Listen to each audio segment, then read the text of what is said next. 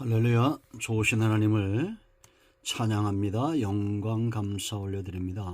여러분 모두를 예수님의 이름으로 축복합니다. 오늘도 여호와 이레입니다. 여호와는 나의 목자시니 내가 부족함이 없습니다. 고백하며 하루를 시작하는 복된 날 되기를 축원드립니다. 자, 오늘은 잠언 13장 19절부터 21절 말씀 묵상합니다. 기도합니다.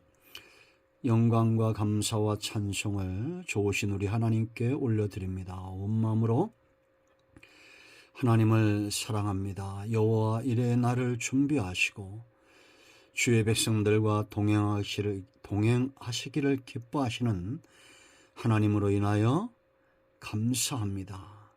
오늘 우리가 말씀을 읽으며 들을 때 하나님의 선하신 뜻으로 받게 하시고 믿음에 서게 하옵소서. 종을 낮추시고 겸손하게 하시고 오직 말씀의 도구만 되기를 원합니다. 우리 중심이 하나님을 향해서 그 사랑이 더 깊어지기 원하고 믿음 위에 견고하게 서기를 원하며 우리의 소망이 분명해지기를 원합니다. 예수님의 이름으로 사모하며 기도합니다. 아멘. 19절 말씀입니다. 소원을 성취하면 마음이 달아도 미련한 자는 악에서 떠나기를 싫어하느니라. 지혜로운 자와 동행하면 지혜를 얻고 미련한 자와 사귀면 해를 받느니라. 재앙은 죄인을 따르고 선한 보응은 의인에게 이르느니라. 아멘. 자, 여러분, 신앙생활을 한마디로 표현한다면 하나님과의 동행이다, 그렇게 말할 수 있습니다.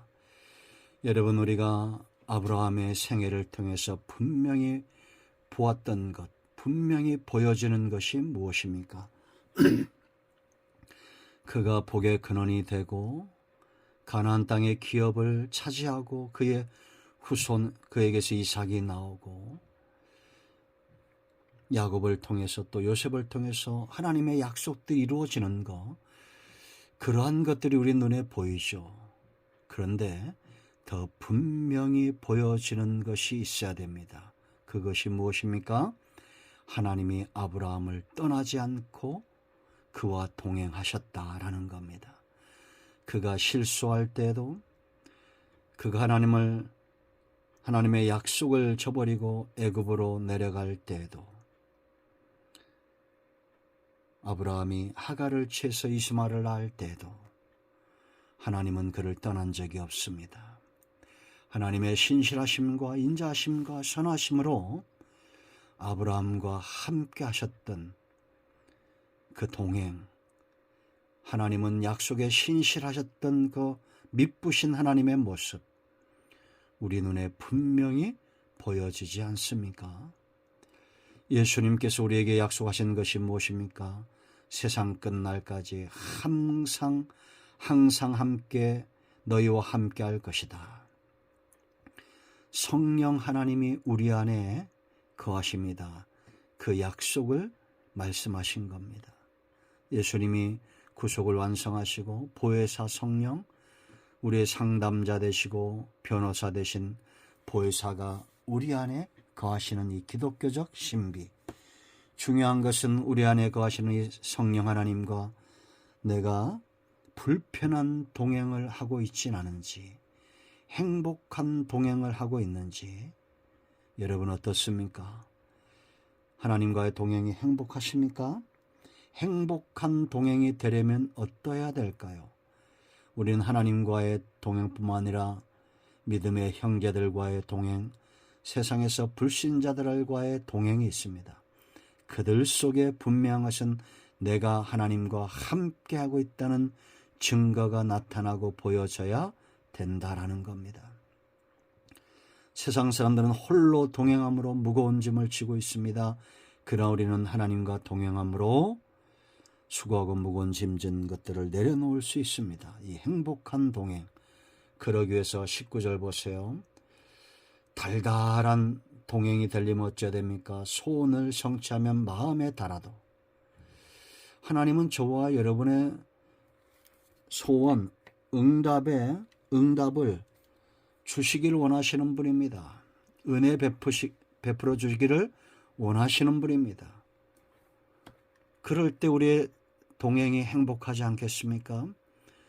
우리의 소원하는 것들이 이루어지고 기도하는 것들이 응답되어지고 예배 자리에 나올 때마다 은혜가 임하고 말씀을 읽을 때마다 생수와 같은 약수토와 같은 샘물 같은 은혜를 체험할 때에 성령의 권능과 능력을 체험할 때 우리의 삶은 얼마나 쉬운 편으로 달달하겠습니까? 행복하겠습니까? 그런데 왜 이런 삶이 이루어지지 않을까요? 그 다음 보세요. 미련한 자는 악에서 떠나기를 싫어하느니라. 정욕을 위하여 구하면 응답이 없습니다. 두 마음을 품는 것이 악인데 응답이 없습니다. 소원이 성취될 수가 없습니다. 그러므로 저와 여러분의 생애가 정말 하나님과 동행, 기쁨과 행복과 달달한 삶이 되기 위해서는 하나를 포기해야 됩니다. 악에서 떠나야 됩니다. 죄에서 떠나야 됩니다.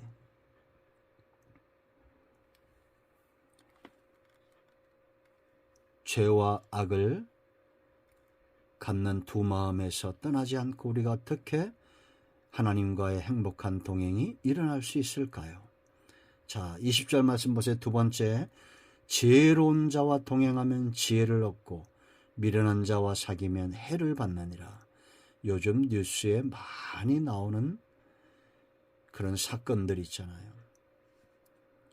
여자친구가 헤어진다고 해서 어떻게 그 여자친구를 찔러서 죽입니까? 그것도 수십 번 찔러 죽이죠. 이런 아이들이 머리가 나쁩니까? 아닙니다. 수능 만점을 받고 의과대학을 다니고, 그런데 뭐가 부족한 거예요? 사회성, 지혜가 없다는 겁니다. 요즘 자녀들을 많이 낳지 않죠. 이 아이들이 천재성보다 중요한 것은 사회성, 바로 지혜로운 삶입니다. 누구를 만나든지 어떤 환경에 있든지 지혜롭게 대처하는 지혜를 가진 자, 이런 사람들과 있으면 지혜를 얻는 거예요.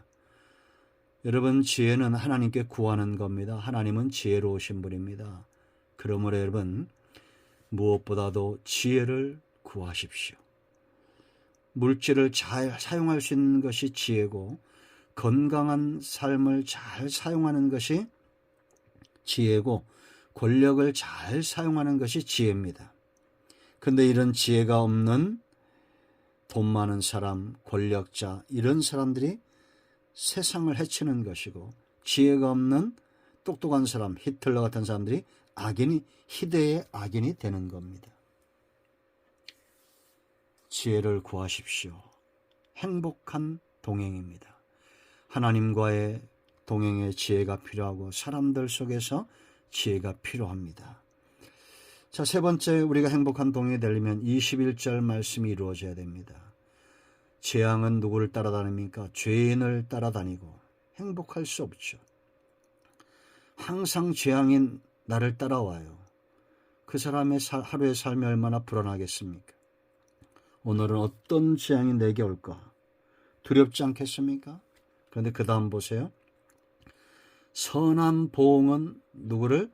의인에게 이른다라고 말합니다. 하나님은 선하신 분입니다. 하나님으로부터 오는 것들이 왜 우리의 영을 잘되게 하고 범사계를 잘되게 하고 우리를 강건하게 하느냐? 선하기 때문입니다.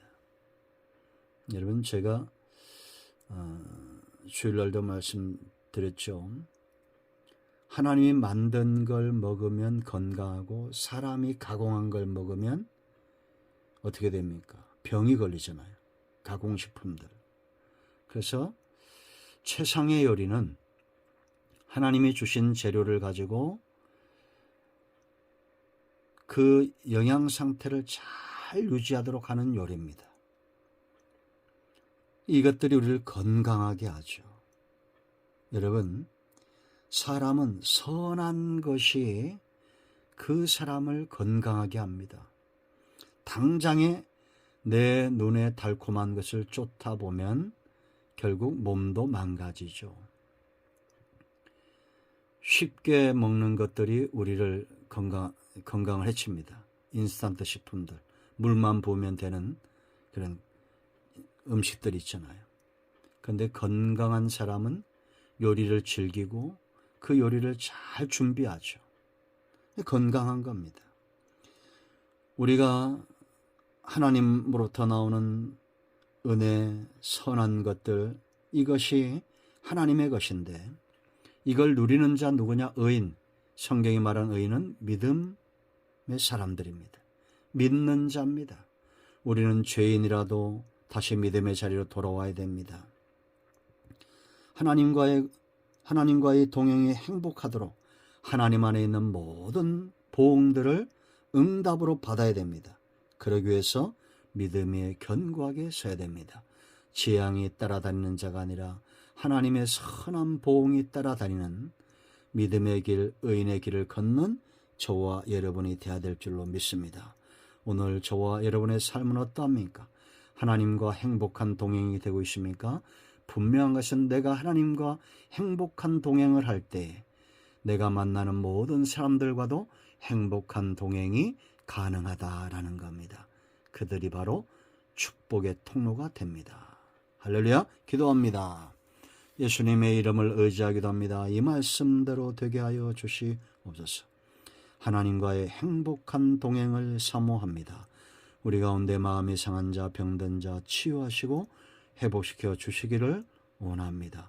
예수님의 이름으로 사모하며 축복하며 치유하며 기도합니다. 아멘. 할렐루야. 오늘도 응답이 우리 가운데 임하였습니다. 아멘.